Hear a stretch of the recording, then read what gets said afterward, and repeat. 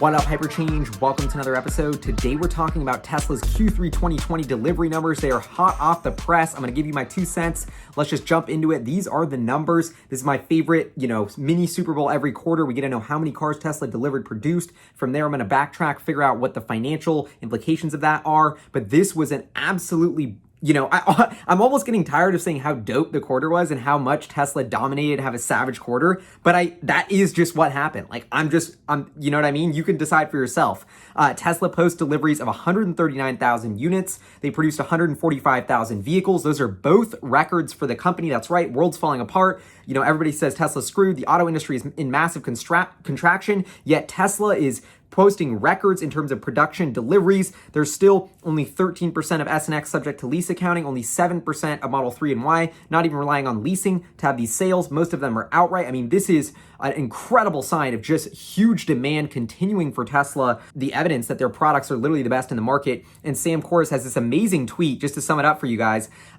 One of these is not like the other. I love it, just cracks me up. And it's like, literally everyone is shrinking and Tesla is able to defy the auto industry's contraction and grow here. This is incredible. And so production of 16 or 17,000 S and X, deliveries of 15,000. This was actually up sequentially, a big surprise for me. Model S and X are more profitable than the other vehicles, higher margin. So to see those tick back up despite no new product introductions was a real bright spot. And then Model 3 and Y, record production, record deliveries. I mean, these are the cash cows. And this has huge implications in terms of financials, but I just want to show you the visuals of the charts here. You can see this is what we had heading into the quarter. Tesla have about 91,000 deliveries last quarter, but they were shut down for a huge chunk of the quarter due to the COVID-19 pandemic. Now they come in with this 139,000 delivery quarter. As you can see, massive record. And you can totally see the slope of the chart, just like this explosive curve. I mean, this is where Tesla's getting into the stage of, 1 million cars a year is 250K per quarter. We're not that far away here. And this was 43% year over year growth from Q3 last year. They got the bump of, that now the Model Y is rolling, now the China factory is rolling.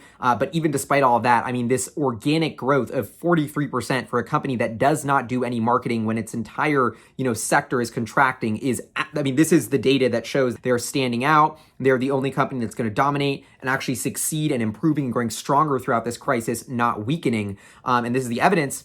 In terms of annual vehicle deliveries, I'm still expecting them in Q4 to post about 180,000 deliveries. And if you do the math, that adds them up to 499,000 pretty much on the dot, which is right next to their original guidance of 500,000 to start the year. So it looks like Tesla, according to my estimates, is still on track to hit right around 500,000 units. It's going to come down to the wire.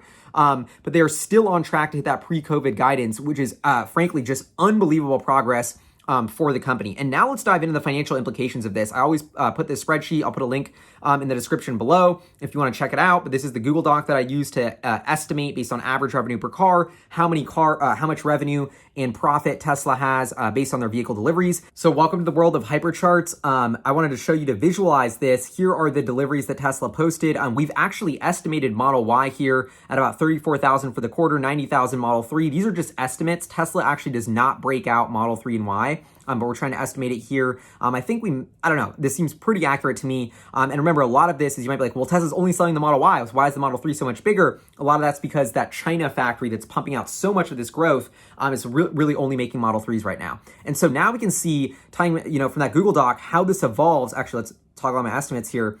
How this evolves into the financials. And this is, of course, record deliveries. They're selling record cars. They're going to have record revenue. It looks like Tesla's on pace to generate about $8.32 billion in revenue this quarter per my estimates. And I think I was a little bit cautious with my gross margin, but even with my cautious gross margin, I had a record gross profit of $1.623 billion. In terms of operating income, I thought we were looking at a record of $568 million. Based on the numbers that I plugged in my spreadsheet. You can plug in yourself, change the estimates, and figure out what you get. But by all intents and purposes, this is going to be Tesla's 5th profitable quarter in a row. It looks like they have a chance at record profitability. And a key thing to note here is I've only assumed $100 million of regulatory credit revenue, down from like $450 million last quarter. I think reading in between the lines on some of their commentary, that revenue is going to shrink. So you have a gross profit from that credit revenue going down, that's going to be more than offset by increasing gross profit in the core automotive business. This is the analysis no skeptic is going to tell you. But the bottom line is that the real reason Tesla's making money has nothing to do with regulatory credits. It's because they're pumping hundreds of thousands of cars off the line and actually making money on them. And in terms of the cash flow, we can scroll down here. Actually, let's stop at gross margin. So I have gross margin at 19.5% overall for the company. This would be lower than last quarter. I actually think this is totally sandbagging it. But operating margin for Tesla, 6 or 7% here. I mean, this is starting to really evolve in that thesis of way more profitable than any mass market auto company we've ever seen by posting these margins still while they're growing 40%. And if we scroll down below, you can see, I wasn't that crazy conservative. I assumed a massive jump in OpEx. That's about a 650 million incremental step up there. And, I'm assuming R&D goes from 279 to 340. I'm assuming SG&A goes from 661 to 715. So I assumed a big jump in OpEx. And even with that, I got that 528 million number on operating income just to show you here. I mean, this is huge. I mean, Tesla is knocking out of the park as extremely profitable company. Remember, just a guess, but I think there's just no way that they don't post a massive profit this quarter minus some unforeseen event. But that is what it is. And then you go to the cash flow numbers here. Tesla's been able to produce positive free cash flow here 4 out of the past 5 quarters. And actually, what is this? 6 out of the past 8 quarters. I think they're going to produce positive cash flow here, but it's not, or positive free cash flow here, but it's not going to be as crazy as you think, because remember, going back to this deliveries, they produced more cars than they were able to deliver. So whenever you have to think about that as the difference of the cash flow versus the income statement is what, did they deliver more cars than they produce, or did they produce more cars than they deliver? That's going to be this weird sort of one-time either bump or headwind to cash flow. And this quarter, it's going to be a headwind because they produced more cars than they delivered. Maybe next quarter it reverses. But this is the bottom line here. Tesla absolutely knocks it out of the park. Heading into this, I was expecting 133,000 record quarter. They post basically 139. Even better of a record quarter than I was expecting.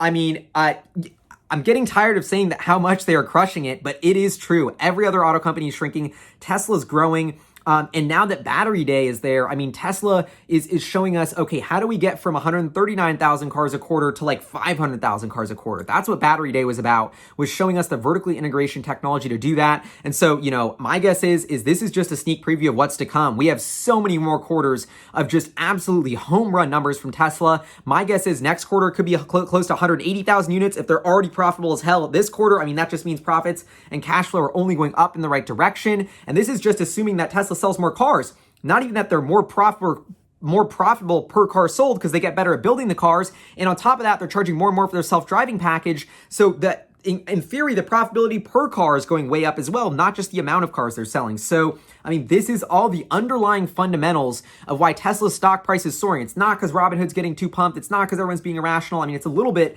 of a massive secular tailwind for all tech stocks, but it's also, there's a fundamental thesis going on where Tesla's transforming radically in the past year to one of the most profitable automotive companies in the world, defying all expectations to grow in the face of a massive industry contraction. I mean, this is the data that shows that Tesla's a totally unique company, and this is an incredible business case study of an electric vehicle startup literally defying all industry norms and odds. I do want to clarify one thing that I was able to talk to Tesla's IR department today and just clarify, because I think it's a little bit confusing, of the 3-prong cathode approach. Tesla said on Battery Day they want to do 3 different types of batteries, high nickel content for the semi-truck and Cybertruck, nickel manganese for Model 3 and Y and that sort of platform, and then iron-based for, it sounds like, the Model 2. And so, and people were saying that, oh, Elon just wants to do nickel-based in-house. This other nickel, manganese, and iron is going to be third parties, but that's not actually the case. They're just starting with the 4680 nickel, then they're going to do 4680 in-house nickel manganese, then they're going to do 4680 in-house iron as well. That is my at least current understanding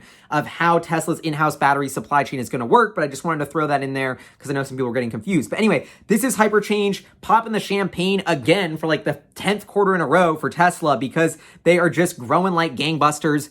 And the EV revolution is here to stay, and there's only one company that's leading it, and it's Tesla.